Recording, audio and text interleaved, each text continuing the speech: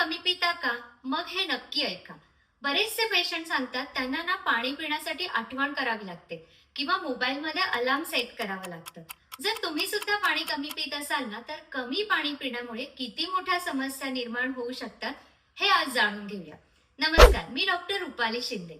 आयुर्वेदानुसार पाणी फक्त तहान भागवण्यासाठी प्यायचे नसते.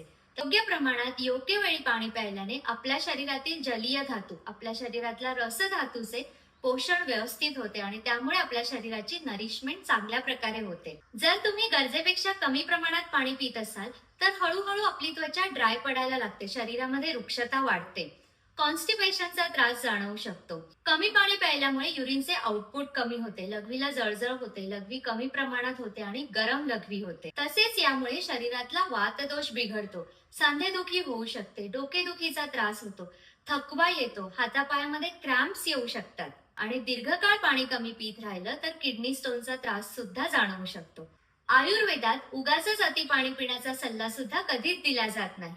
पाणी नेहमी आपली तहान, आपली प्रकृती, ऋतू, आपल्या कामाचं स्वरूप यानुसार योग्य प्रमाणात योग्य वेळी पिणे गरजेचे आहे.